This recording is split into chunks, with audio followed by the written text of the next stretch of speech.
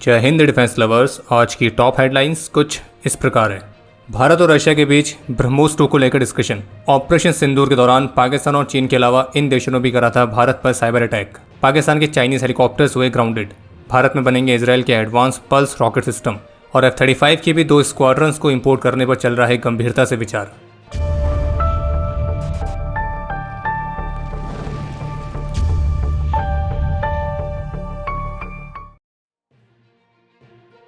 अभी हाल ही में Hyderabad based DRDO laboratory DRDL ने वेपन सिस्टम्स की एक दिन की वर्कशॉप को ऑर्गेनाइज किया था, जिसमें Akash air defence, BrahMos, MRSAM, ULPGM तो इनको भी मुख्य रूप से डिस्प्ले किया गया था। और इसी इवेंट को संबोधित करते हुए DRDO chairman doctor Samir V Kamat ने मिसाइल कॉम्प्लेक्स के सभी साइंटिस्ट को उन सभी वेपन सिस्टम्स के क्विक इंडक्शन की तरफ तेजी से काम करने के लिए कहा है जिनकी यूजर ट्रायल्स ऑलरेडी चल रहे हैं।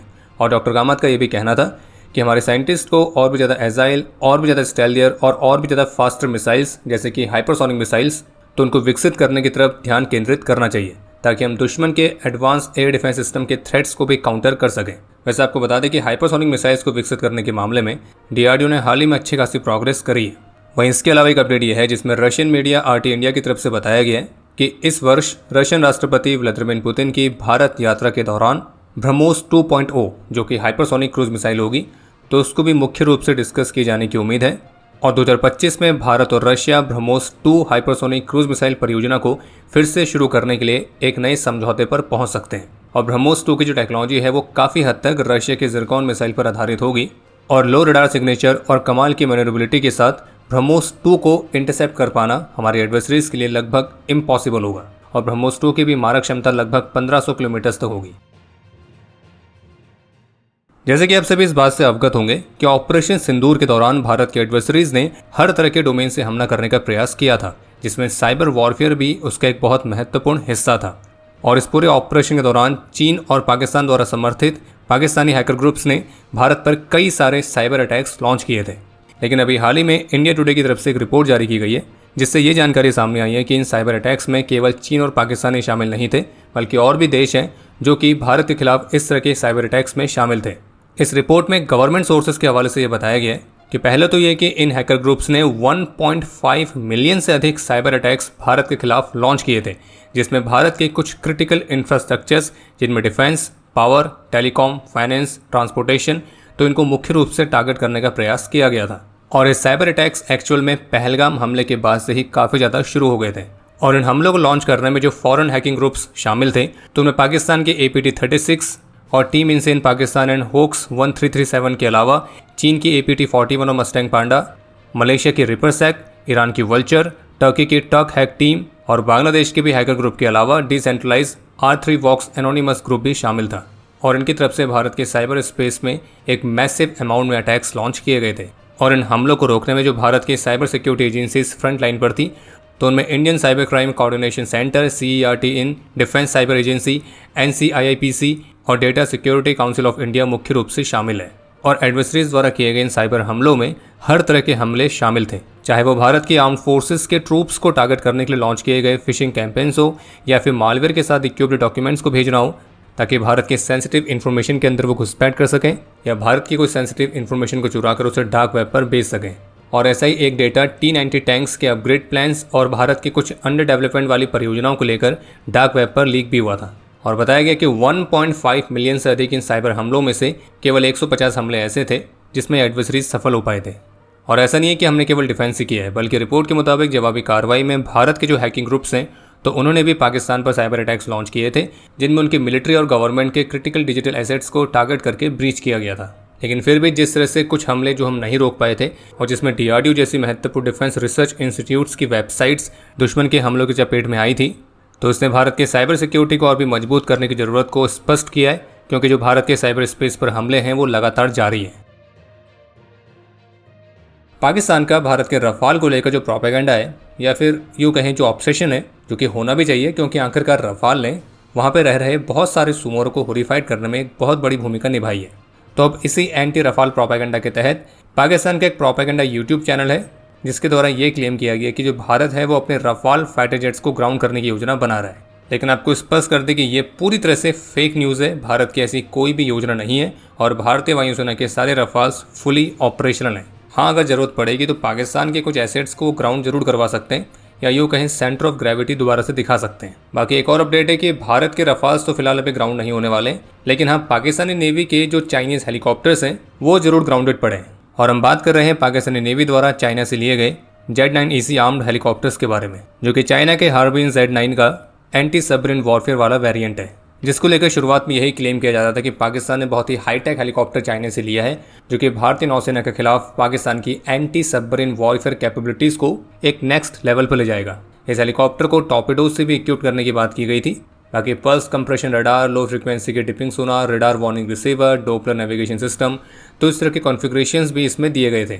लेकिन अब अपडेट यह है कि ये जो चाइनीज़ हेलीकॉप्टर्स हैं जिन्हें पाकिस्तान ने लिया था भारत को काउंटर करने के लिए, अब ये पाकिस्तान के लिए ही सबसे बड़ा सरदर्द बने हुए हैं, क्योंकि ये helicopters anti submarine warfare operations को कंडक्ट करना तो दूर की बात है, अब ये उड़ान भी नहीं भर पा रहे हैं। और इनमें जो सबसे सीरियस प्रॉब्लम चल रही है वो है इनकी टेल रोटर ब्लेड की, जिसमें एक ऐसा टेक्निकल डिफेक्ट आया है जो अभी तक सही नहीं हुआ है। और पाकिस्तान के ये हेलीकॉप्टर्स उनके कई अलग अलग मिशंस में अंडर परफॉर्म करते हुए पाए गए। बाकी इस हेलीकॉप्टर के mechanical issues, software integration problems, poor maintenance support, तो इस वजह से ये हेलीकॉप्टर्स पाकिस्तान के लिए फोर्स मल्टीप्लायर के बजाय एक लायबिलिटी बनते जा रहे हैं। और शायद इसलिए चाइनीज़ आइटम्स को लेकर कहा जाता है कि चले तो चांद तक वरना शाम तक। और एक कारण ये भी है कि चीन भले ही बहुत ही सस्ते दामों में पाकिस्तान को ये सारे मिलिट्री इक्विपमेंट ऑफर करता है, लेकिन फिर भी पाकिस्तान का जो झुकाव है वो वेस्टर्न मिलिट्री इक्विपमेंट की तरफ हमेशा रहता है। वो बात अलग है कि वेस्ट के जो मिलिट्री इक्विपमेंट है वो महंगे तो हैं ही, तो इनको खरीदने की इनकी औकात है नहीं, और ऊपर से खुद ही कंगाल पड़े हुए हैं और भीख भी इनको लिमिटेड ही मिल रही है, तो मजबूरी में इनको चाइनीज सिस्टम्स ही लेने पड़ रहे हैं। बाकी J-35 वाले डील से पाकिस्तान पीछे क्यों हुआ है ये तो खैर पाकिस्तान को ही पता होगा, या फिर सबको पता है। कल 26 जुलाई को भारत की नेवी लिमिटेड ने इजरायली फर्म एल्बिट सिस्टम के साथ एक टेक्निकल कोलैबोरेशन एग्रीमेंट साइन किया है, और इस एग्रीमेंट के तहत इजरायली फर्म नेवी लिमिटेड को अपने पल्स सिस्टम की टेक्नोलॉजी ट्रांसफ़र करेगी। जानकारी के लिए आपको बता दें कि जो पल्स सिस्टम है, जिसमें पल्स की फुल फॉर्म है precise and universal launching system, जो कि एक मल्टीपल रॉकेट लॉन्चर सिस्टम है, जिसे इसराइल की डिफेंस फोर्सेस और अन्य कंट्रीज़ भी काफ़ी ज़्यादा इस्तेमाल करती है। और इसकी जो मैक्सिमम फायरिंग रेंज है वो 300 किलोमीटर्स तक है। और चूंकि अब इसके टेक्नोलॉजी ट्रांसफर के लिए भारत की नेवी लिमिटेड के साथ एग्रीमेंट हुआ है, तो इन सिस्टम्स को जो नेवी लिमिटेड है वो लाइसेंस के तहत भारत में ही मैन्युफैक्चर करेगी।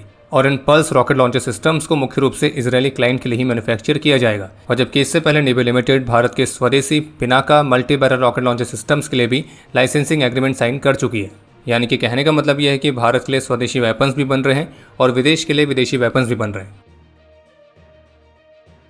अभी हाल ही में टेलिस्मैन सेबर एक्सरसाइज के साइडलाइंस भारत और अमेरिका के टॉप डिफेंस ऑफिशियल्स ने आज रविवार को एक महत्वपूर्ण बायलैटरल मीटिंग कंडक्ट करी थी, जिसमें दोनों देशों के बीच military cooperation, regional security coordination और इंडो पैसिफिक रीजन में ऑपरेशनल रेडीनेस को बढ़ाने के लिए महत्वपूर्ण बातचीत की गई है।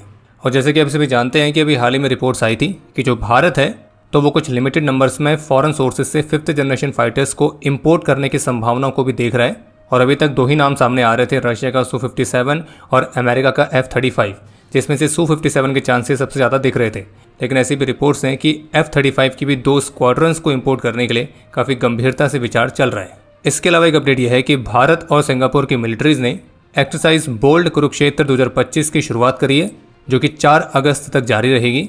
और इस एक्सरसाइज में सिंगापुर की 42 सिंगापुर आर्मड रेजिमेंट पार्टिसिपेट कर रही है, जबकि भारतीय सेना की तरफ से इसमें मैकेनाइज इन्फेंट्री रेजिमेंट शामिल होगी। इसके अलावा एक अपडेट यह है कि टर्की ने अपने अभी तक के सबसे पावरफुल नॉन न्यूक्लियर वेपन को अनवील किया है, जिसका नाम है एज़ेब, जो कि 970 किलोग्राम का कन्वेंशनल एयरक्राफ्ट लॉन्च बॉम्ब है और इसे F-16 जैसे फाइटर से लॉन्च किया जा सकता है। और ये टर्की का अभी तक का सबसे पावरफुल नॉन न्यूक्लियर वेपन है।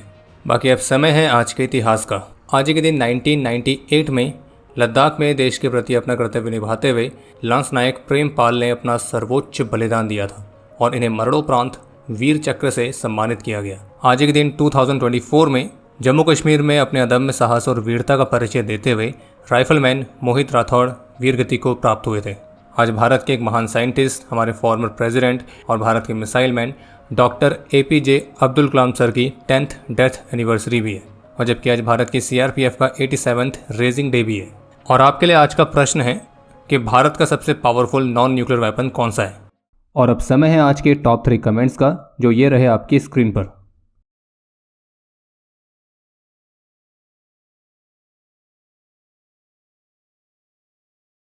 उम्मीद है आपको आज का एपिसोड पसंद आया होगा। पसंद आया तो वीडियो को लाइक करना ना भूलें आपके कोई भी सुझाव या सवाल हो तो उसके लिए कमेंट सेक्शन ओपन है। और अगर आप डिफेंस रिलेटेड और भी एक्सक्लूसिव कंटेंट में दिलचस्पी रखते हैं तो आज ही प्ले स्टोर से डिफेंस स्क्वाड की सुपर ऐप को डाउनलोड करना ना भूलें। और अगर आप चैनल पर पहली बार आए हैं तो squadron.in पे जाके हमारे नए डिज़ाइंस को भी चेकआउट जरूर करें। बाकी जल्द मिलेंगे नए एपिसोड के साथ, तब तक के लिए जय हिंद, जय भारत।